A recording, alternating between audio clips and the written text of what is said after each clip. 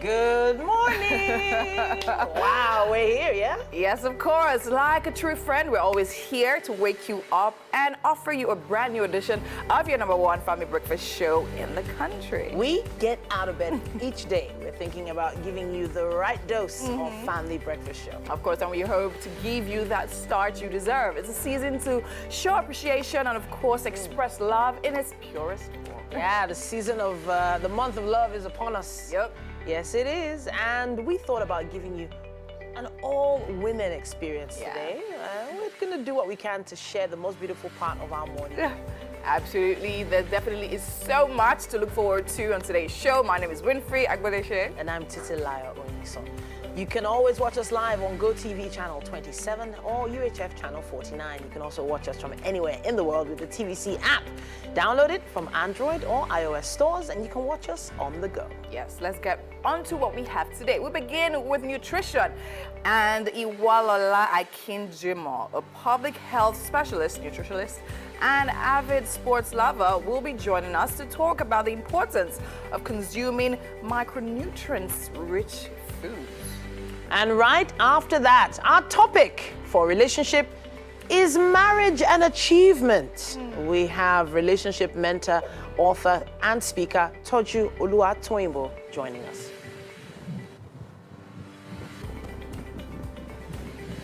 And later on, we have Nollywood actor and model Emmanuel Ile Mobayo. He definitely will be here to tell us about his career and his voyage into the film industry. Of course, we love music a little too much right here on Wake Up Nigeria. Quirin Dubara is going to be here. He's known as Queries, a multi-award-winning singer and record producer. He's going to be here for a performance. And finally, we will be joined by Nena Odrum, the first runner-up of Nigerian Queen and Miss Echo Nigeria 2023. She will be joining us, telling us about her journey so far, her project, and then her preparation for international competition. Yeah, so it feels like we're going to have a really great show today, as always. Good morning, Winnie. Good morning, Titi. How are you matching your hair and your shoes? I don't understand. I planned it. But you look great, though. Yeah, but something the world didn't plan for. You say thank you, so you look great. Oh, thank you. Yeah. Thank you, darling. Something the world didn't plan for was the earthquake that happened in Turkey. It's not up to 48 hours now, about 36 hours ago. Yeah.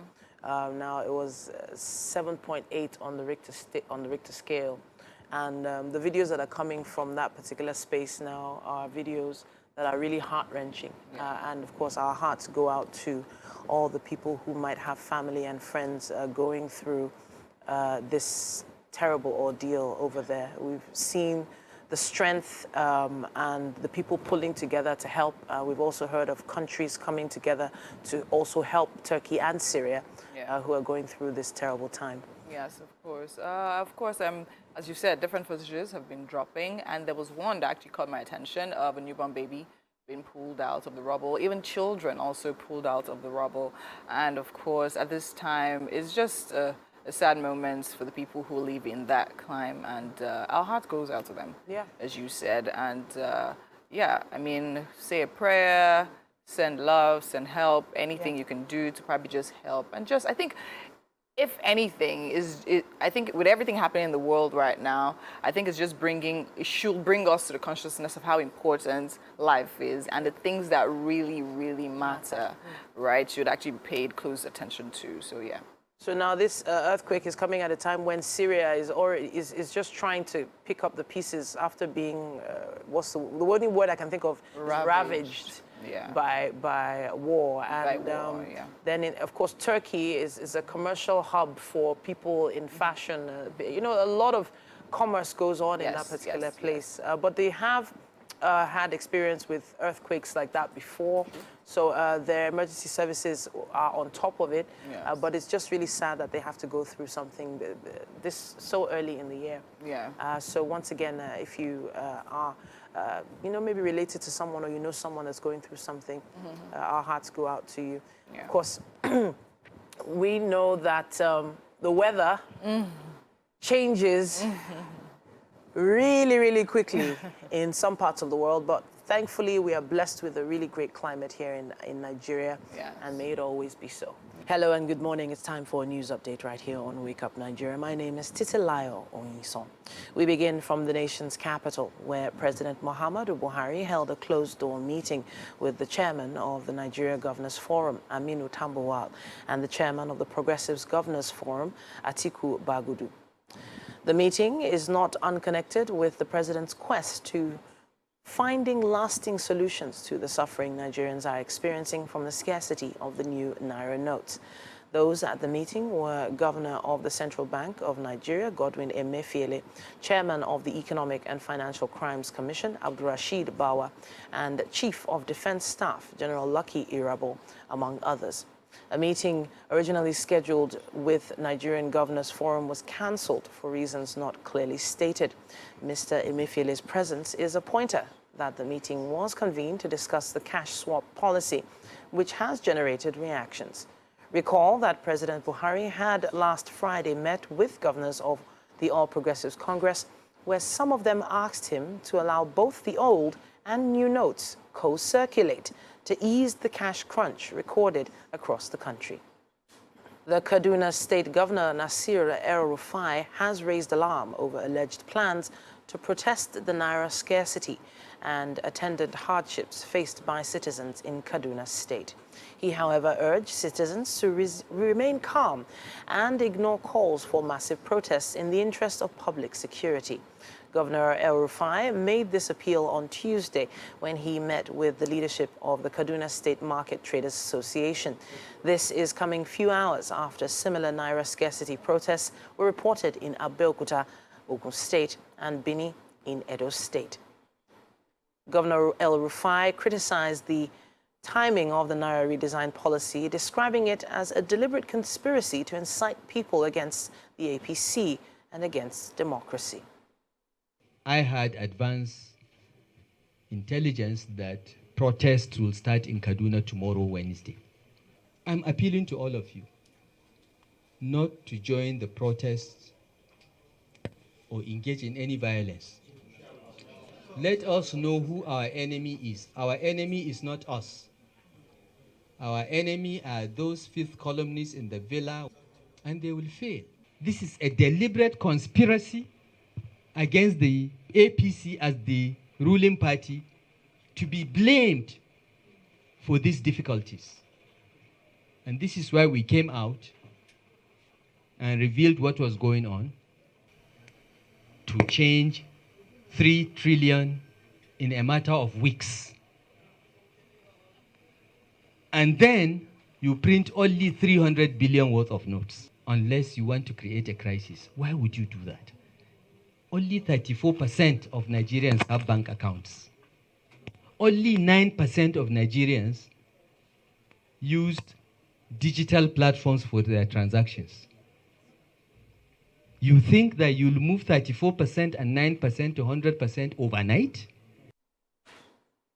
And now to outside the country. Rescuers are desperately searching for survivors under the rubble of buildings in southern Turkey and northern Syria after 2 huge earthquakes on Monday. More than 5,000 people have been killed, but there are warnings the death toll could continue to surge. One rescue worker says he has to concentrate on the living as efforts to find survivors head into a second freezing cold night. Relatives of victims who lived in collapsed buildings have joined the frantic rescue efforts in one of the worst-hit Turkish cities, using pickaxes and crowbars. Some anguished families have said rescue services took too long to respond in some areas. All right, that's all we have time for news and sports for this hour, but we have so much more coming your way right here on Wake Up Nigeria. Welcome back. You're still watching Wake Up Nigeria. It's time for us to take some newspaper headlines. And I'll be starting today with The Punch. And here for the major headline, we have Nigeria crisis may disrupt polls. INEC warns Emefiele NSA. We have that on page 2 and page 25. And for the writers, we have some of our service providers have no bank accounts. Commission laments Buhari governors meeting shelved. Minister says President's hands tied. Bank shut branches over customers' attack. CBN calls for calm. And at the top of the masthead to the very left, we have fuel prices skyrocket as marketers threatening shutdown. We have that on page 28. And to the right of that, we have banks ordered to freeze Pakistani terror financiers' accounts. We have that on page 28 as well. To the right of that, we have how powerful forces try to stop Tinubu candidacy. APC Vice Chair. We have that on page 18. And to the very right of the masthead, we have Turkey-Syria earthquake deaths hit 7,146. We have that on page 18. And going below the image there of destroyed ATMs, we have Ogun, Ondo, Edo protesters storm banks, demand cash. And below that, we have to the left, Ekiti owns pensioners 40 billion naira gratuities. We have that from Oyebanji. We have that on page 12. To the right of that, we have U.S. indicts Nigerian of stealing Versity's $1.4 million. We have that on page 5. To the right of that, we have federal government plans new policy to track public spending. We have that on page 25. And that's all we'll be taking for the Punch. Moving quickly on to the Guardian. Now, for the masthead, I have below the masthead for the major headlines, we have Buhari cancels meeting with governors as Tuck issues ultimatum.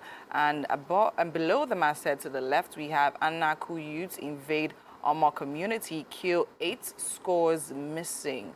We have that on page 23. To the right of that, we have Emefiele cans fund activities of IPOB says group. We have that on page 23. Ghanaian star rescued from rubbles after earthquake. We have that on 29. Wike backtracks, approves stadium for Atiku's rally. We have that on page 27. And right beside the image there, we have meets with Bagudu Tambuwal, Emefiele EFCC boss. Tinubu bankers call for calm. PDP hoarding of new Naira notes causing Nigerians pain.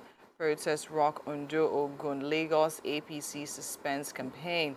And at the very bottom of the paper there we have INEC chair meets Emefiele demands concessions for election operations. We have that on page 6. And to the right of that we have NDIC adopts new reporting templates to fast-track MFB's PMI's insured claims. We have that on page 18, and that's all we'll be taking for the Guardian. Moving quickly on now to the Nation, and for the major there we have Naira scarcity sparks protest, and right beside, right at the top of the paper to the left we have courts freeze Omokore, 2 firms in $1.6 billion oil fraud case. We have that on page 29. NNPCL CEO, petrol scarcity will ease next week. We have that on page 5. And to the right of that, we have I have the confidence, vision, and capacity to rule. We have that from Bola Ahmed Tinubu. And beside his image there, we have Tinubu calls for calm over cash crunch, petrol scarcity. And beside the image there, we have Benin CBN office, bank branches shut. Protesters block Benin Owo Road.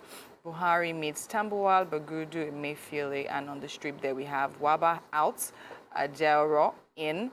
Death toll in Turkey, Syria earthquake crosses 5,300. We have that on page 27. And that's all we'll be taking for the headlines right now.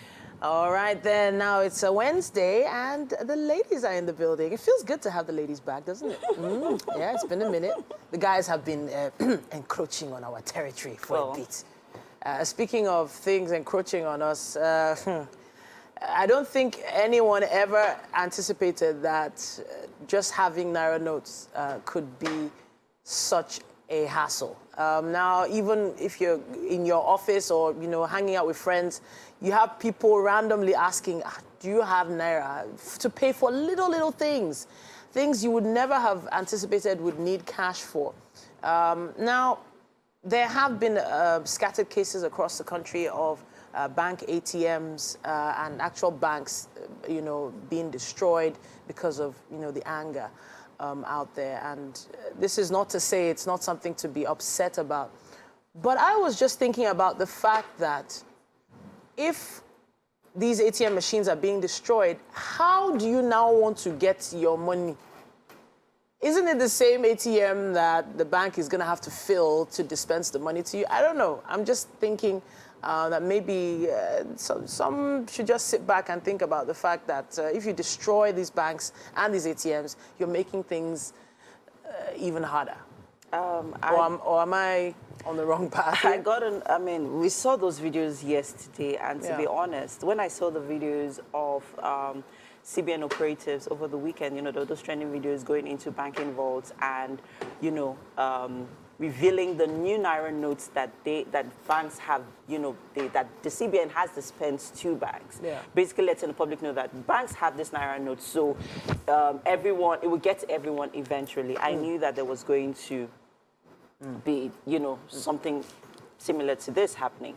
Not like I predicted it, but I just assumed generally. But then again, it really doesn't make sense if you're protesting. What do you aim to get for the protest? Because if you are destroying the things that are supposed to enable us, are supposed to help us, are supposed to aid us, our livelihood and our survival, it really doesn't make any sense. So I feel that at this point in this era where we are right now, before we go into protest, we should be able to sit and think, even as within ourselves, as before, okay, so why are we doing this? What do we aim to get from this?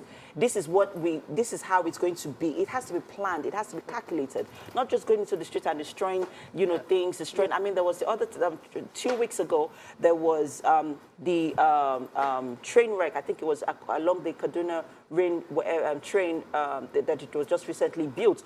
And there were reports of, you know, hinges being removed, nails being removed, some of the things that were used for the real construction being removed. I mean, I don't understand. Why are we being the architect of our own misfortune?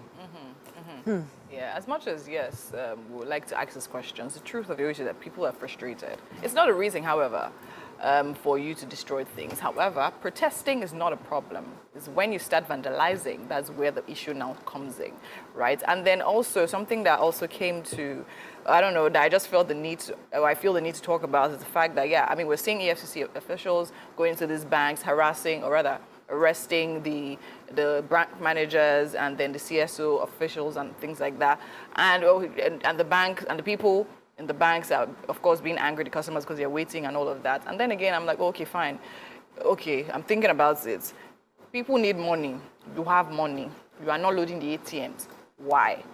Nobody likes problems. It's just the truth. So something that came to my mind is the fact is the instruction to not load those ATMs are coming from somewhere. So, yes, but they're attacking the people they're seeing are the bank managers. Do you understand? They're being, but then again, somebody is calling them. As long as, yes, we're saying load the ATM, people are telling them if you load that ATM, your job, you will lose it. So these are the issues we need to actually face and literally look into, because whether or not we like it, the people don't know what's happening behind the scenes. They are just literally expressing their anger and then protesting and things like that. But then again, those are the questions we should be asking. The real culprits are honestly, as we can see, they're not in that bank branch. Exactly, they're not in the bank branch, and they are somewhat untouchable. Because last, is the bank managers' heads that will roll for these situations and things like this that are happening. So we have a lot of work to do. I don't believe destroying things and no, of course, definitely. Is the solution, never, right? It can never be a solution. solution. We should find a way to resolve these things amongst ourselves. It can never be the solution. You know, find a all way right to then, make it work. so on your journey today, wherever you're going today, just try and stay calm and try and stay out of the path of anyone who wants to destroy anything. You do not want to be around anyone like that today. Let's take a quick break and we'll be back with more. And we are back, people. Yes, welcome to the kitchen. And of course, you're still tuned in to Wake Up Nigeria. And with me this morning, my beloved, in whom I am well pleased. I have missed you, darling. Missed you too. Chef Blossom is in the building. And this morning, guys, she is making one of our favorites, porridge yam. Yes. With a twist, yeah? Because you always have like something, you know. Yes, as you can see, you know. Go ahead, Nurse. Okay. Okay, you want me to? So we have, this morning, we have our smoked Titus fish, the original one. I see. It's very well smoked. How do you know? Can you differentiate? I can't actually. So we have our onions. I like to use a lot of onions for my porridge. We have some cow skin. We have some fresh peppers, ginger, garlic, tomatoes, tatache and shombo. As a chili pepper and I don't know what they call that. So we have our seasoning, our grinded crayfish. So we have our yam chopped already. We have some palm oil and some vegetable oil. Vegetable oil and palm oil. Okay, so someone in my ear right now is saying, what is it with the pepper? Okay, so we're going to have like an extra sauce. Yes, like a pepper sauce. Like a pepper sauce. Okay, so like you make the porridge and then you have the sauce. You know, for the longest time, right? This is how I make my porridge. Okay. So after I make my porridge, with the palm oil and all, then I have like my pepper sauce with my chopped vegetables or shrimps. That's actually what we're going to do. We're having like a pepper sauce with the pomo. Okay. And then I was thinking you were going to ask what we're doing with the ginger and garlic. Okay, the ginger and garlic. Go ahead. Okay, it's for the sauce. Pepper sauce. Yes, right. sauce. So I would like to also add a bit of it in the porridge. So are we blending it? Yes, so blending it, finely blended. So I'm guessing you're blending with the chili pepper. With chili peppers and a bit of the scotch bonnet. Ooh, nice. We are about to have a peppery yam porridge. I am enjoying spicy. That's what I actually meant to say. Yam porridge this morning. So where do we start? I see that our yams have already been cut into small pieces. You start by picking out the peppers and also cutting the onions to Okay, blend. so tell us what we're doing with the porridge first. What's the process for cooking the porridge? Okay, first we have our yam washed. We'll put it on the fire with some water, just a little bit above the yam because you don't want excess water. Okay, so when it gets boiled, we add a bit of salt. Okay. Then your onions, your chopped or blended onions goes in. Then you have when it's properly boiled, you have your pepper, your crayfish go in. Then your seasoning, majorly everything you need to cook it goes in at once. Okay. Then once it's properly boiled, the last thing you put is your oil, your palm oil. Your palm oil. Yes. Okay. And then for the pepper sauce? For the pepper sauce, just have we're working with our vegetable oil. Our vegetable oil for the sauce. Vegetable oil. Yes. Okay. So we have the vegetable oil going. We're chopping some onions. Probably you can decide not to chop. You can just blend everything together. We'll blend our onions, our peppers. So I have some tomatoes here to reduce the heat in the pepper. Okay. So we blend everything together. We'll just pour it in. Then chop the pomo into bits. Yes. Okay. Then you just fry it together. That's just about it. Then the smoked fish will also go into the pepper sauce, into the porridge. Yes. So it's going to give it that smoky flavor, local flavor. Oh, loving it, loving it. All right, guys, you see that we're about to have a blast here in the kitchen. Chef Blossom always brings something extra whenever she's here in the kitchen. I'm pretty excited about this morning's recipe. Yes, so we are making yam porridge with pepper sauce, and we're about to begin cooking in a bit. So while we're prepping things up here in the kitchen, let's head over, talking about nutrition. We have that on standby with Titi. Thank you, Now, you're looking like the sauce already. Are you sure we still need to cook? Are you sure? I don't think so. You can have it for breakfast, darlings. Oh, dear me. Okay, so, well, it's time for nutrition. And we begin today with Iwalola Akinjimo. Now, she's a public health specialist, she's a nutritionist and avid sports lover, and she's going to be talking to us about the importance of consuming micronutrient-rich food. What are micronutrients? Well, that's my first question. You're welcome to the show, ma'am. Thank you so much for joining us. Thank you for having me. All right, so we need to sort of define what micronutrients represent. Okay, micronutrients are nutrients that you can get from food. And the reason why they're called micro is because you don't need them in large quantities like macronutrients, carbohydrates, fats, and protein. Okay. But then I call them small but mighty. Even though you need them in small quantities, they're essential to the proper functioning of the body. Okay. Right from the brain function to maintaining the blood pressure to even ensuring that you can get energy from the food you eat. Micronutrients play a very, very important part. Okay, so, you know, when you hear the word micro, it sort of makes reference to small. You've said small but mighty. But I want to think about what happens if you don't get such nutrients in the body. What are the adverse effects? Okay, let me just give some examples of micronutrients. I said vitamins and minerals. Yeah. There's vitamin A, a lot of B vitamins, there's vitamin C, and then there's D, E, and K. And then you also have a lot of minerals like iron, calcium, and so on and so forth. And if you don't have enough, it's a problem. So, for example, you look at a woman that is pregnant, she goes for antenatal clinic, she's given usually three micronutrients. She's given folic acid, iron, and folic acid, iron, and sometimes, B complex? B complex. Yeah. And it's important. Yeah, it's very important for the woman to take these supplements, because the reason why she's being given the supplements is to ensure that our child is growing properly, the brain is developing properly, the cell divisions are going on excellently well. So the foundations for a good childhood and even adulthood is laid while the woman is pregnant.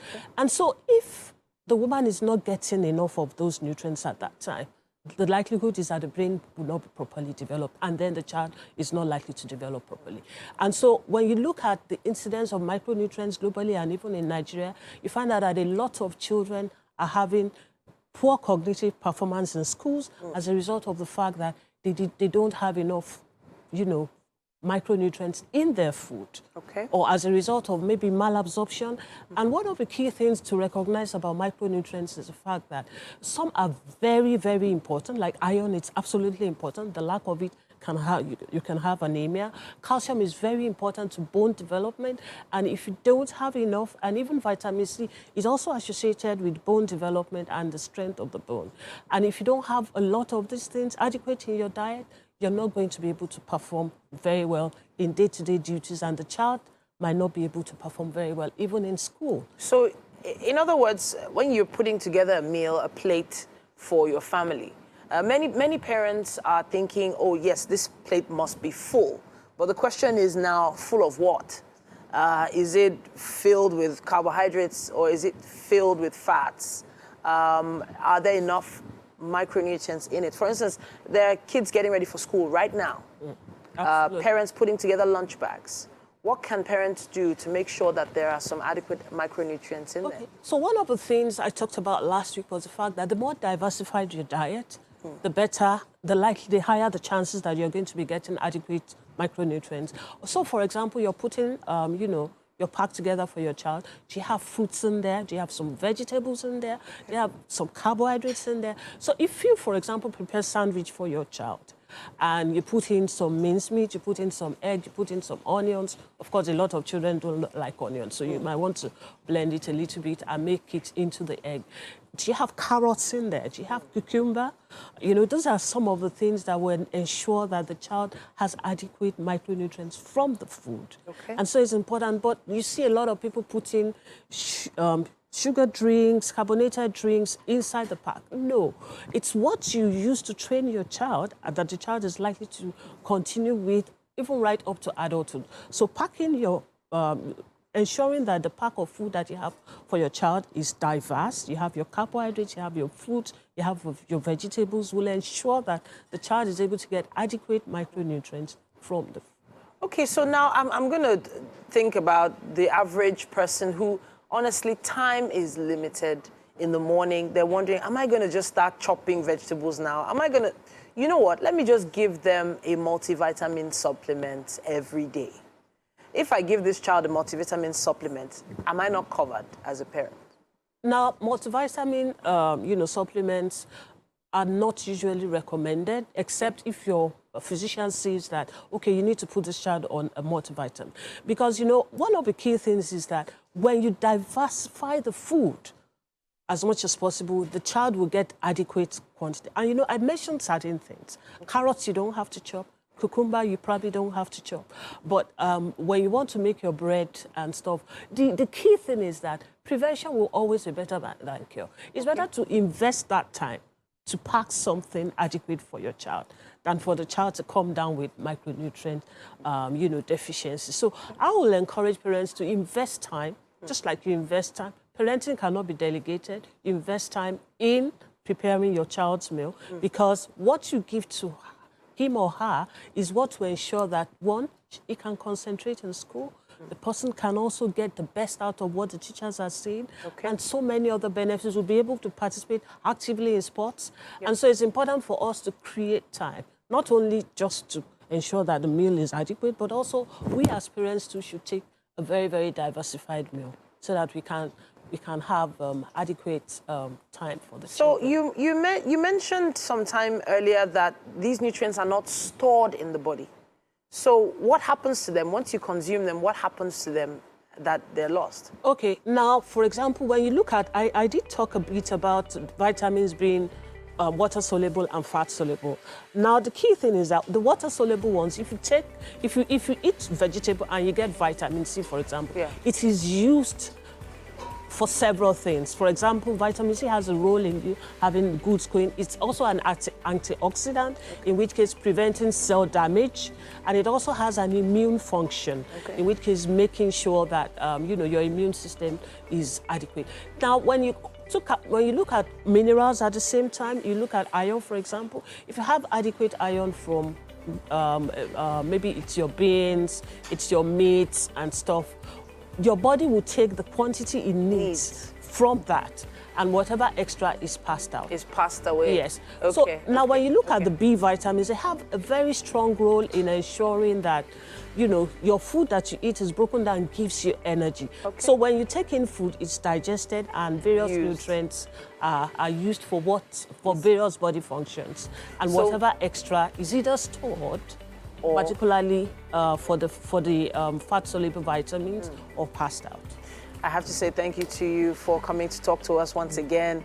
And we would love to encourage you to ask your questions. Use our hashtag WakeUpNigeriaOnTVC, and let's see if we can get some answers for you. Thank you so much. See you next week.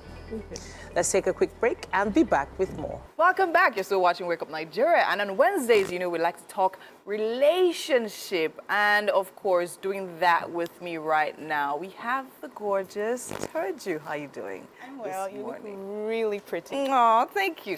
Stop it. You're really pretty as well. Yeah, yes, I do. I love your outfit. Thank you. You actually look really nice yourself. So today we're asking a question. Is marriage an achievement? I would really like to feel your pulse on this one. So yeah, let's go.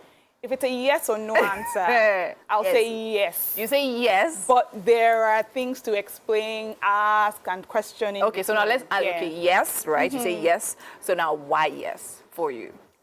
If we look at the definition of what an achievement is, right, it's something you accomplish through skill and effort and putting in the work, and something you've looked forward to and you are happy to get the results from it. And I think marriage kind of falls into that category. You find the right person, you're building a family, maybe you're building a business, you're growing children who have sense, who are godly, who can fit into society and not be a nuisance, who can help build the nation. And when we talk about families, we say that family is the fabric of the society, right? And if the society is ruined, that means something has gone wrong in the family. So if the family is getting it right, and we can see the result in the society, in our schooling system, in our economy, and all of that, I think that is quite an achievement. That is quite an achievement, right? If you do it right. Yes. Exactly. So now let's backtrack. So why do you think there is this narrative? Why do you think there are just people coming to say marriage is not an achievement and all of that? You can be independent. Nobody's fighting your independence, right? So why do you what do you think is causing that problem? I think we need to balance it. I think there are the people who have had either really bad marriages before, or hurtful relationships, or absent fathers, or parents whose marriages didn't work. And I mean, you can't build a puzzle based on a picture you haven't seen. And so if the puzzle is fractured, if the glass is fractured, you would see life like that. And if somehow you've hustled your way and you're seemingly all right, in your mind you interpret it as, this is what it's not a big deal. I'm doing bad all by myself anyway. But I mean, God that did mommy and daddy, you get why. You get why. Yeah, right. And this is not, I mean, I grew up with my mom as a single mom. So this is not in any way to negate the fact that single moms or single dads are doing a good job. But I think that narrative is coming from there. Maybe married people too, they've overdone it and said, hey, if you're not a missus, if you're not married or have children, what are you doing in life? And that's not supposed to be the case. So I think that's where that's coming from. Okay, so I think what you're trying to say is that we should create a balance, right? Yes. So So everyone should literally know, I don't know, there's a point of life you get to, you're okay, there's nothing wrong with that. And then also if you decide to get married, there's also nothing wrong with that. There's nothing wrong with that. And I always say that if you choose not to get married, I'm very interested in knowing your why. Okay. For me, especially if you're a believer, because why? Is it because you haven't found the person? Is it because you have a bad history? What is it? Because if the why is faulty, then it's you, not marriage. Right? If your why is faulty, maybe you need help, and we need to look at deeper issues, and maybe the issues are solved, you'll be more open to it, because, I mean, two is better than one. Whether it's a partnership in business or a partnership in marriage, there's a lot of benefit in that. And I think if you don't have any solid reason for getting married, you might just be shortchanging yourself from the extra that could be coming into your life. So you're doing good, but you could be doing a lot better. So now I think another issue now we should actually even touch on is the reasons people get married these days, right? I think that has actually added a whole lot of, shall I say, misery to the whole idea. Now, a lot of people are interested in having these beautiful weddings, beautiful dresses and all of that, and forgetting the core issue. So now, can you touch on that? And then what would you say are the most ridiculous reasons people get married? And what would you say are the main reasons people should actually get married? People get married because it's time. It's time. I'm 25. I'm done with NYC. I've been to school. It's time to get married. But like they say, age doesn't translate into wisdom or maturity, right? So that's one of the wrong reasons to get married. I got pregnant. It's the wrong reason to get married. It's the wrong reason to get married. My parents are pressuring me. My friends are getting married. It's the wrong reason to get married. He's fine. He's good looking. It's the wrong reason to get married. He has money. And you know, some people say, when a guy meets you and the guy says, oh, I would like to marry someone like you, that don't mean he want to marry you. That doesn't mean you should marry him. Exactly. So these are some of the wrong reasons to get married. Right reasons to get married. You found that you're compatible with this person. So purpose-wise, we're thinking the same way. And you know, I always say, I think I said it last week, you don't marry a person for who they are now. You marry a person for who they can become. So you need to be very discerning and forward-thinking. Who can this person become? Career-wise, spirit-wise, fatherly-wise, motherly-wise.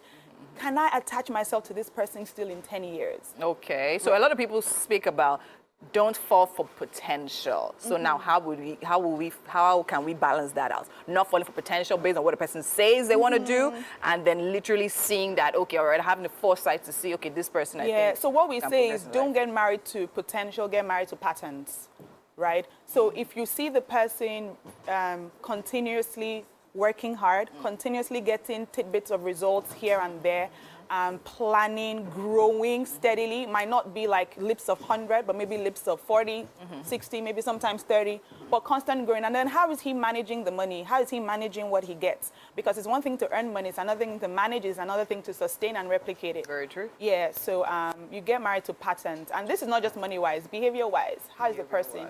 Not just with you, because the person can be nice to you and really mean to others. Very true. Right. Very true. Very true. Okay, so there are different things and reasons why you should actually get married. Also, now let's talk about this situation of single parenting. And as you said, I mean, single parents, some people are single parents not by their choosing, but because. But then again, I know a lot of people say, or I hear a lot of people say, oh, fine, single people are probably the ones pushing the issue of being independent and literally doing life by yourself without needing a partner, right? Why would you say that trend exists? And would you actually agree with that, saying like single people actually, I say the ones preaching the gospel of like being independent and single? And first of all, shout out to single people, because you need to be a great single person to have a great marriage, right? God created a single person first. God did not create marriage first, right? So being single is great. But I feel maybe they push the narrative because they've not found a good person. They've not found, okay. When a good person lands your life, you'll be singing another song, you'll be preaching another gospel. And then, like I was saying, so your purpose needs to align. Singing to the person's future needs to align. Does this person make you happy? Is this person interested in you? Most people, when you ask them, why are you getting married to this person? They say, because he is this, because she is that.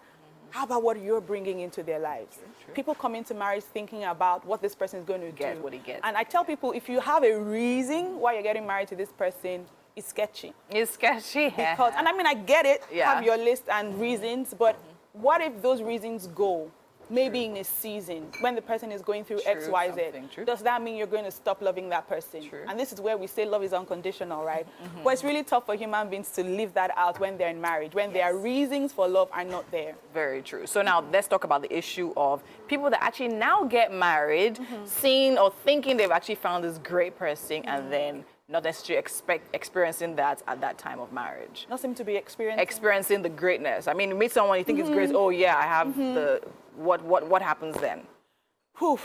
I mean, we need to backtrack to find out what happened, because a lot of times they're foundational issues, and we say it all the time. You think you must have seen in courtship that you didn't pay attention to. But then if that's not the case, and this person is really, quote unquote, changing, then counseling, then third parties, then patience, then correction, then communication. Amazing. Thank you so much, Soju. It's always amazing having you here, talking to us about marriage. And then you're here next week again. Yep. Looking forward to that conversation. And right now, we actually have to head over to kitchen.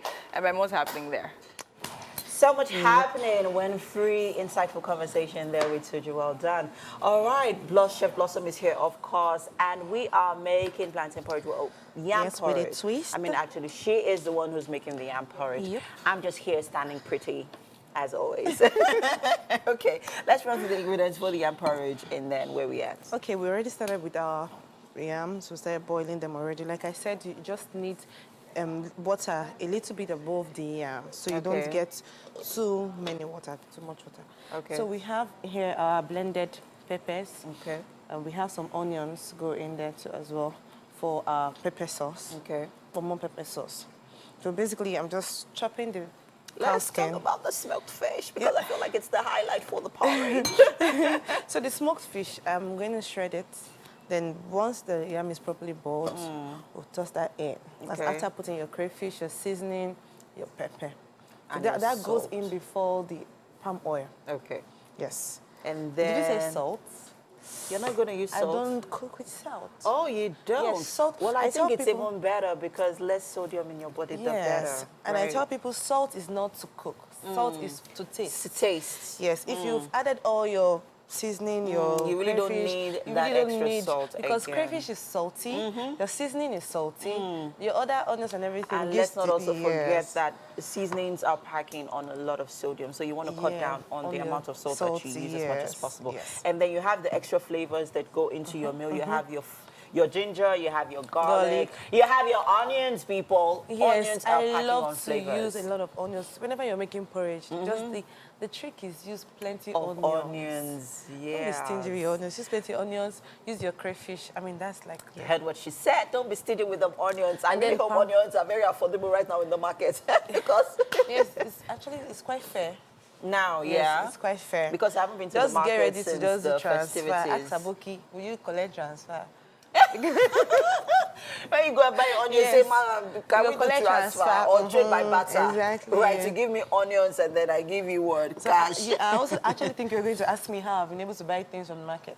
So luckily for me, I have some customers in the market that will just say, don't worry, buy, do transfer later. Ah, yes. Lucky you. But I've been trying to transfer all morning. It's not been working. Even for a couple of days, not been working. But hey, we're not talking about what the money system is doing to us right now. We are in a food system. Yes, we are about to, pull out of this. They say food is one of the things. It's one of the things that feed your heart and your soul. Yeah. Right. Yeah. Once you have food in, you have nothing to worry about. You don't have to worry about if you have money in your bank account. You don't have to worry about money in your wallet. How will you get the food if you don't have money? You need money to get the food. Okay, so yes, Chef Blossom is getting hard at work here in the kitchen. Yeah, we're just going to wait for our yams to cook up. Our momos look so healthy. Those are some good looking momos. And always remember to properly wash your momo. Like try to rinse like 2 or 3 times because of the sand, excess sand and all. And make sure you scrape off, all those dirt and stuff, that's been stuck on it. Okay, people, about the top of the hour is upon us. People, there's still so much more to come. You want to stay tuned? We'll be back. Well, we hope your day has gotten off to a great start. Well, hopefully it has because of what we do. It definitely has. And the first hour has gone by so fast. Yes, of course. It was an amazing 1 hour, if you definitely ask me. And we tried to ensure that we serve it exactly the way you like it right here on Wake Up Nigeria. Honestly, I'm wondering if you're talking about breakfast or the show. Serving it. I don't know. So, we're serving everything. MM is serving us some spice and some sauce with that outfit this morning. Darling, I'm the spice, the sauce, and everything and more. Yeah, but hey, Chef Blossom has got all covered when it comes to the proper meal that you're going to be, we are going to be serving you this morning. That our guest is going to be eating later on. But hey, well done, Chef Blossom. Well done. Well, something else we can promise is that the next 45 minutes is going to be even more gripping than the first hour. Welcome to the good side of television. Yes, of course, we have the license and definitely know how to have fun right about here. And we're definitely not even close to being done. My name is Winfrey Agboleshe. And I'm Titilaya Oyinson. You can catch us live on GOTV channel 27 or UHF channel 49. You can also catch us on Facebook at TVC Connect. Make sure you download the app on TVC. The TVC app on Android and iOS stores, and catch up with old episodes on YouTube at tvcentertainment.tv. In a little bit, Nollywood actor and model Emmanuel Ilemobayo is going to be here. He's going to be talking to us about what he's been up to in the film industry. We definitely love music, and we'll have quiz right here. And finally, we're going to be having an interesting chat with Nenna Odum, first runner-up, Nigeria Queen and Miss Echo Nigeria 2023. She is going to be sharing her plans with us as she plans to represent Nigeria at Miss Echo International sometime soon. All right then, welcome back. Now, we've been joined by Muideen Adetunji. Now, Muideen is a philanthropist. He is passionate about creating financial freedom to empower the youth. And today, he's going to be talking a little bit about nation building and youth development. Welcome to the show. Good morning. How are you? Well, I have to ask you how this journey began. Talk to us about your story. Okay. I started by a normal Nigerian. I was born and brought up in Mushin, local government, precisely Ladipo, into a polygamous family, of course. And while growing, it was tough on the streets there. Eventually, I moved to Odudua Secondary School, same in Mushin. And I ended up graduating from Ofagama School in Kwara State. Okay. After which I proceeded to Federal University of Technology, Mina, Niger State. I graduated as a BTech in microbiology. Okay. But eventually, as life goes on, I remember when I was 7, I won the Outstanding Entrepreneur because, of course, while I was doing my youth corps service, I was also doing other petty businesses to survive. And after that, I worked briefly in a telecommunication company, and after which I started my own business, and today we are here. Okay, so now your journey is one that's, well, we could say it's a little similar to a lot of things that other youth are going through. But thankfully, you came out on top and you decided to give back. So let's hear about the reason why you decided to do this. Okay, of course, then I noticed something that is peculiar to every Nigerian youth. Sometimes we give up quickly and we blame people for whatever hardship that we are actually facing. Okay. Not forgetting the fact that, and truly, tough time creates hard men, and hard men creates easy time, and easy time creates weak men, okay?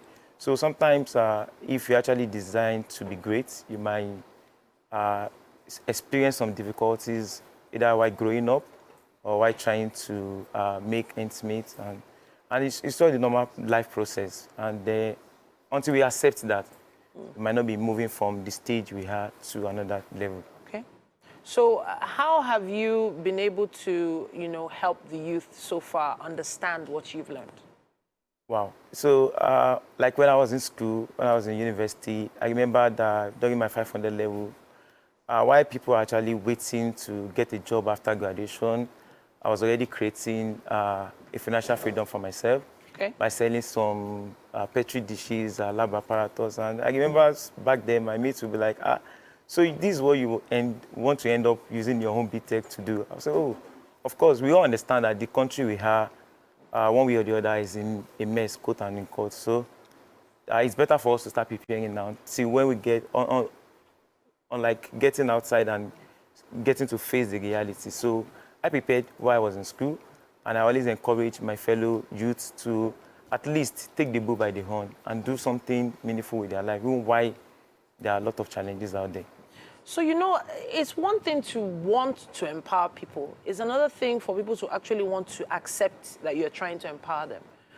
We've also seen a lot of people feel like they're entitled whenever people come to say they want to help them.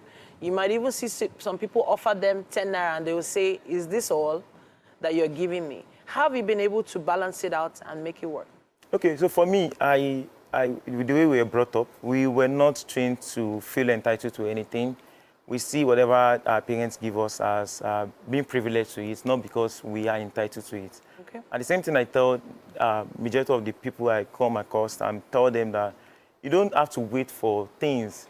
And funny enough, people that are actually employable are not actually looking for employment. Okay. People that are looking for employment are not employable.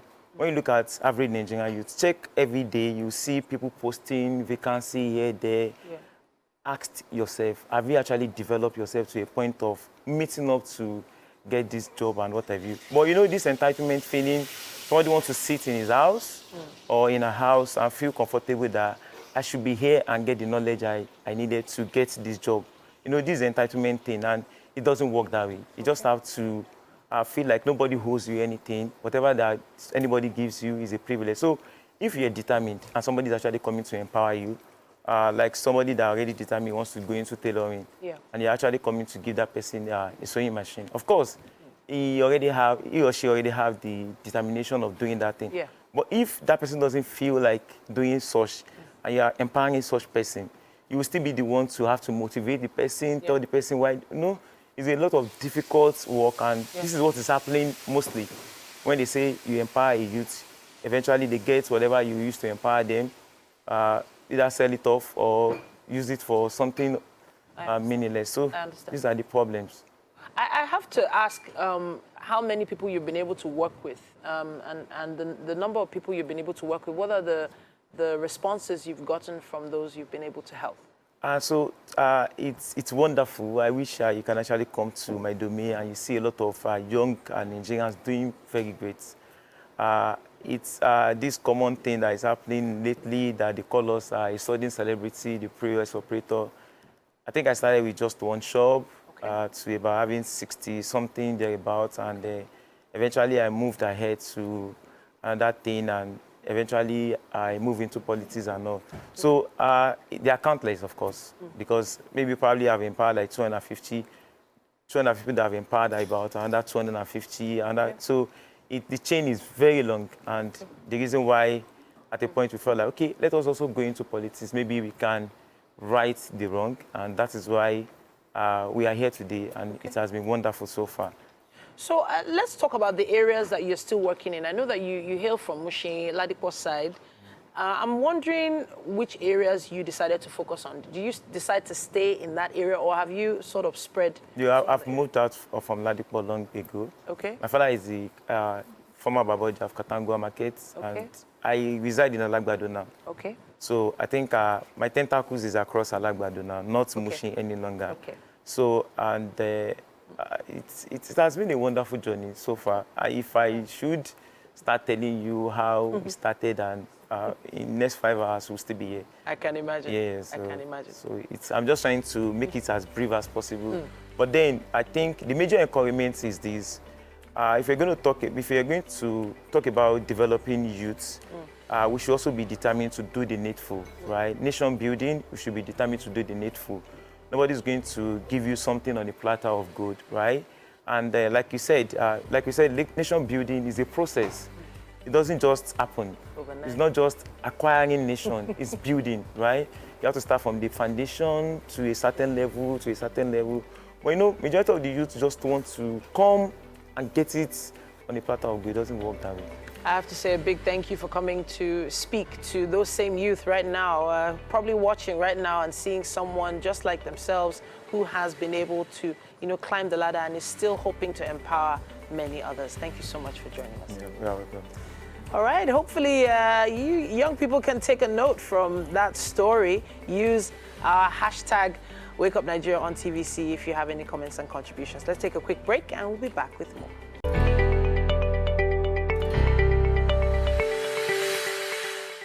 About our thunder.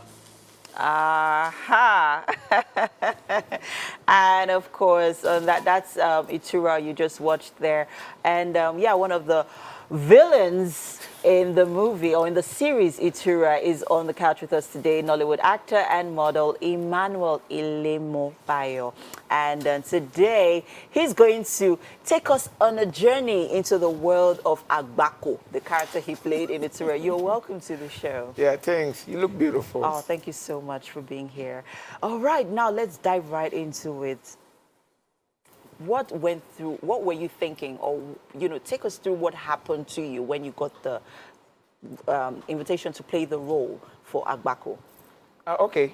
A big shout out to Filmovision, the teams, the production company that make this amazing project come to reality. And shout out to African Magic too. I got a call from the producer. Only like, okay, you're going to be working with us, because James Omokwe and the rest, have been putting out amazing work. And all the actors across Africa want to work with Filmovision. So, and I said, okay, all right. So I got the invitation. I went, negotiated. So they briefed me who Agbako is. And I made my research too. So, and then they warned me, they're like, this character, people go hate you. Yeah. They will hate you. In my mind, I was like, I didn't believe it. Like, I was like, So when I started reading the character and reading the script, like, I was like, wow. Guy, you better start going to gym. So in case somebody walk up to you on the road, want to box you, slap because you. of who you, because of the character. So it was, in the beginning, it was very difficult for me. Okay. I'll be very sincere. So the producers, the production manager, they've been amazing, and all the directors. And some of my co-actor, shout out to Lulokwe. Yeah. So it was very, very, very crazy. Difficult. No, not difficult, but like to put on that character, it was very crazy. Yeah, but then you got to that point, and then, reeling off the character, you've gotten quite a lot of recognition and a few backlashes as well. So tell us about, the feedback and your response to it, especially on social media, because, I mean, Itura is a series that everyone is, raving about at the moment, and you are one of those outstanding characters, in the series. So talk us through the feedback and your response to it. Okay, yes. I love the feedbacks. Twitter it's not for the lily liver. You have to be strong. You have to be tough. Yeah. And so somebody it was a friend, like, guy, go and check what they are talking about your character. I was scared. I didn't want to go. Yeah. I need to be sincere. Yeah. Like, maybe they will be bashing me, banting. But I love the feedback of the audience. The fans, like, oh, beautiful. Like, people were like, yeah, this Agbako is wicked. He's too greedy. He's not human. If I see him in real life, I will pour him pepper. I will slap him. I will do this. I was like, whoa, I love it. That means you're doing something right. That means I did good. Yeah, great. I bought myself some bottle of, Wow, I nice. did a good You've thing. been in the movie industry for quite a while now, right? And I've sort of followed your progression in the industry, and then I realized that you tend to do more of epic movies than the English movies. Is there a reason for that? No, I do both. It's not that I don't do the English, but as an African, and also an African man, our story, like like I was saying, you need to always like, I just want to be Agbako. So people should distinguish or differentiate between Emmanuel Mobayo and Agbako. So I don't want people. So, and I'm so happy that nobody mentioned that that is Emmanuel Mobayo. So people keep talking, even though like in my church right now, most people that actually know my real name, they stop calling me my real name. So they now refer to you as Agbako. So and I get it because that's the character. So sometimes there's some behavior that I actually took from Agbako. From Agbako. That's like, relieving your real life. No, don't do that. Don't do that. Don't do that. That's so. Okay, we've seen a few actors play a few characters so well that they have become stereotyped. Do you foresee that, happening with, your career in the industry? Yes. Especially, from playing Agbako. Okay, now let me tell you something. Let me take you back a bit. So I was playing some kind of character then, like, comedy thing. So there was a producer that was coming back from UK. Oh, she said like, Emmanuel, I watched a movie that you play. So it's called Renegade. Okay. So 3 characters in one. I was an assassin, a lover boy, and also a businessman. Okay. So I couldn't believe that you played this character so well. Because all the films, series that I've known you for have to be comedy kind of. So she couldn't believe it. So back then, they used to give me a lot of comedy. Maybe like doing the Hausa accents or doing the kind of. So I had to fall back. I took a short break from there. Like, no, I am not a stereotypical kind of actor. I'm not a typecast. I'm a round character. So any character you give to me, I'm good to go. So and it's not going to affect because any character that I play, you're going to do it fantastically well. Yeah. All right, great stuff. Wishing you all the best. Wishing Emmanuel all the best, not Agbako, because that Agbako character is so fierce, such a fearsome character. But hey, wishing you all the best and well done. Thanks well done. Thanks. All right, and that's it on the conversation with Emmanuel Mobayo. We have to go on a quick break now. Stay with us. The musical performance will be right with us after this.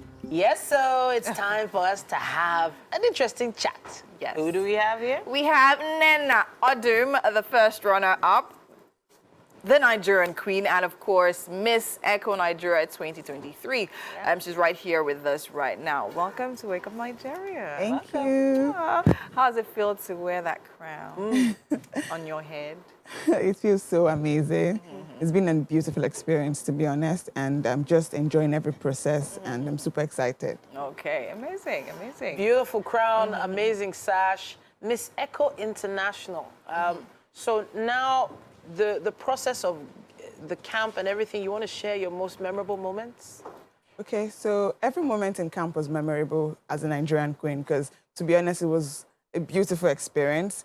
We formed too many beautiful bonds, sisterhood. Like, it was an experience that everybody just, there's a pageant experience, needs to experience that, to be honest. And my special moment was the time I was crowned as first runner-up and Miss Echo Nigeria, because I've always had this dream to one day represent Nigeria internationally, and I was so excited and grateful the moment I was crowned. So yeah, that's my most beautiful moment. Yeah, so let's backtrack a little bit, right? Yeah. Was that your first participation in national pageants? What other pageants have you participated in? Okay, to be honest, people think I'm actually a new face in the industry, but I started 2014. Oh, wow. Yeah, okay. so back in school, as at my first year, I had 3 titles in school. Which 3 titles? Oh. Yeah, NFCS, Miss Sociology, and Miss FOSA. Okay. And I've done other national pageants as well. Oh, really? But 3 years back, I just decided to rest, go back to my drawing board, because I was like, okay, my main aim towards this pageant industry was to one day represent Nigeria. Yes. And I needed a bigger platform that could take me there. And that was why, after 3 years, I came back to compete for the Nigerian Queen.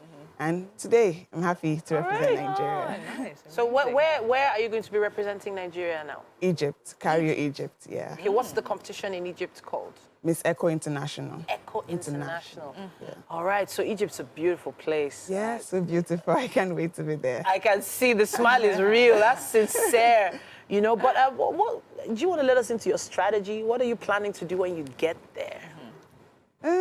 So the point is, once people know about me, I've always been consistent, right from when I was competing for the Nigerian Queen. So I know that one thing I'm going to bring there is my uniqueness, I'm very authentic. I'm going to be myself no matter what because I know that I'm giving it everything that I have. So when I go there, I'm just going to give my best at every point or every process that it's going to be. So, yeah. Okay, so now let's talk about your participation at the Nigerian Queen, right? I mean, every girl goes into pageantry hoping to win, right? But then again, you didn't win. So what did it feel like? Be honest. Be honest. Being crowned the first runner-up. Did you feel like snatching that crown? Actually, to be honest, going to Nigerian Queen was to win Miss Grand International, to be honest. But then the winner, Dami, she's like my very good friend. We formed a very close bond while in camp. So I was really happy for her as well because I know how much she has tried also to want to win the pageant. So at the end of the day, we're both going to represent Nigeria internationally, and that was like the main aim I wanted to compete at the first place. So at the end of the day, I was super excited. That's a beautiful dress you're wearing, by the way. You want to tell us the designer of that dress? That's beautiful. So the dress is by Sassy Fashion House. Oh, okay. Yes. I've never heard of that designer, but I'm taking notes because that dress, it fits you like a glove. Yes, actually, you actually have a really good body. Very, very lovely. I mean, I think something I love and enjoy about the pageant industry is the fact that we have new designers like this actually come up, you understand? I mean, because, I mean, a lot of girls cannot afford, I mean, the no names, you understand? So we have all these other designers that are actually really good at what they do, actually sometimes even sponsor the girls to their competition and all of that. So now how have you been dealing with sponsorships, now preparing for your international participation? Okay, when I started preparing, my organization has actually been so helpful. They've been through with me all the process. So we reached out to like a lot of designers. And at least I can say like 50% of them came true. And I'm happy that I'm going to be wearing so many outfits from different Nigerian designers. And so. Amazing. So now let's talk about your pet project. Do you have anything in particular you're working on right now or anything in particular you have in mind to put out there as a beauty queen during your reign? Okay, before I competed for the Nigerian Queen, I was very passionate about personal hygiene. And I started a project called Stuff, which is sensitizing things on personal hygiene. So I started with the teenagers because that is the time when the growth starts. They get to learn, unlearn, and all of that. So, and it was just like, it was a blessing to win Miss Eco Nigeria because when we look at the ecosystem, it's about the environment. Very true. And I'm always passionate about personal hygiene. So right now, it correlates. So 2 weeks back, I was able to have a project on Clean the Beach. Because I wanted to preach and spread the message to everyone that the only thing we should leave on the beach is our footprints. Because we should learn to not litter the beach because we're also posing dangers to our marine animals and all of that. So that's really the project I carried before competing. So I think when I'm back from Miss Eco International, and by the grace of God, winning the crown, so I'll carry out 2 many other projects on my advocacy, personal hygiene. So now what would you say is the impact of the pageant system to our community at large? So I feel like the pageant industry has grown over the years. It's not like it used to be. There have been so many growths. We've been having so many supportive people right now, unlike then. So I feel like it has impacted a whole lot because right now, women are now empowered. We're not just an echo, we now have a voice. We're not like a change agent in the society to solve so many causes and so many issues in the society. So I would say the pageant industry has really grown a lot. Yes, it just helps. All right, then. So I'm thinking about people that you'd like to reach out to support your cause. Who have you thought about partnering with when it comes to your cause, when it comes to being more eco-friendly with what you do? Okay, so I've been able to reach out to like a couple of people because you know how right now, to be honest, our country, we're preparing for election, so it's not really easy for you to see many people that want to sponsor you. So I've been able to reach out to like a few individuals, basically like some firms, some brands, and I'm still trying to get more feedback before I leave. At least I know I have two more weeks before I leave for Egypt, so I feel like I'll get positive feedback before I travel. Amen to that. Amen to that. All right, then. So I'm loving what you're wearing right now. The bow in front is really, really exquisite. Is it a Nigerian designer? Yeah, it's a Nigerian designer. Who is the designer? Sassy Fashion House. The same one? Yeah, the same person. Wow, very consistent. I really like it. I wish I could see it under the sash, the bow. All right, really feeling this. Love it, love it, love it, love it. Amazing. I mean, we're wishing you all the very best as you prepare for the international pageants, right? I mean, there's a whole lot happening in the pageant space right now. We see a lot of girls putting their footprints on that map, do you understand? Putting Nigeria on the map internationally. So now, what would you say is your biggest strategy to preparing for this particular pageants. Just hold the thoughts, think about it, right? We have some breakfast prepared for you. We're going to go into the kitchen. So think about it, right? What do you think will say your biggest strategy is for preparing for Miss Echo International? And what do you hope your biggest achievements participating in that will be? Okay. Yeah, so. Thank you. Hi. Awesome. Nice All right, Happy New Year. All right, so talk to us about your strategy, because going for an international party, there are girls from countries from all over the world. You have to have a strategy. Or you don't want to share, you want to keep it to yourself. I feel like I don't want to spill too much. Yeah. Really? Yeah, because my organization... You better spill it. You need to tell us. So basically, I'm someone that, like I said, I'm very consistent. I'm preparing all around when it comes to my catwalk, my fashion sense, when it comes to the Q&A, the public speaking. So I feel like right now everything is like on 100%. I'm so ready to like raise Nigerian flag. So all right. No, what exactly made you? What do you think made you stand out? I mean, representing Echo, that being the ecosystem basically for the party. Yeah, I feel like I said I was very consistent. Okay. I'm very unique. Yeah, so I feel like... You didn't think it was something that you were doing while in the boot camp that made them, you know, say, okay, there's something about this girl. Well, I feel also my advocacy. Because like I said, my advocacy is something I relate to the ecosystem, because I was very passionate about personal hygiene. And, you know, before you can take care of the environment, you have to take care of yourself. So I feel that advocacy was one thing that pushed them to, oh, okay, it relates to the ecosystem. So, yeah. why not? Welcome to the kitchen. Welcome to the kitchen. This is Emmanuel Ilemobayo, right? Yes, and of course, that is this Miss Echo International. And welcome, this is Chef Blossom. And this morning, she's made for you porridge yam with pepper sauce. And Yummy. So He has been waiting. You've been waiting, haven't you? quickly, before, I know Emmanuel can't wait, but hey, Agbako, you need to calm down. Blossom, tell us how you put this together quickly. Okay, so we had the yams, we had some smoked fish, some crayfish in it, and lots of onions, some peppers, we had the shombo, tatashe, and the scotch bonnet. We also had some seasoning go in there, and a bit of ginger and garlic. Yeah, and let me tell you guys, the extra flavor in there is the smoked fish. The smoked fish here. Ha. All right, You though. ain't seen anything. Just It looks I know, yummy already. I hope you're not on a diet. I'm Well, she actually should on be. there, but I'll You taste are? Please taste it. Please taste it. I will. Please, you need carbohydrates to strut. Yeah, right. Because that energy is very important. So go ahead, have a please taste, enjoy. and Let tell us know what you think. Why are you waiting for me? Yeah, it is first. I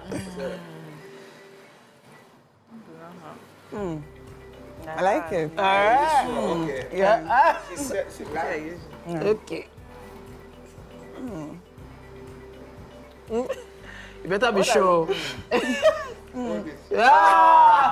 This is We have to wrap up the show. We can't hold it right now. Just tell us what you think. Aha. Great. Okay, Chef, That's the word. All right. That's the one. I was just about to ask you what Agbako's favorite food is. What? You know, Porridge, porridge, yeah. porridge and bushmeat. Oh, bushmeat. Bushmeat. And What? red Palm wine. Goodness me. shit down. Well, it's a Wednesday. That's a Wednesday show for you right here on Wake Up Nigeria. An amazing meal, amazing chef, Chef Blossom, and of course, the wonderful women of Wake Up Nigeria. Yes, and thank you to all our guests. Chef Blossom. Well You're blessed amongst I'm women. blessed among Yes, amazing, beautiful, fantabulous. Oh, wow. Amen. Thank you. Thank you. Thanks for joining us today. We'll see you same time, same station tomorrow. Mwah. Bye-bye. Bye.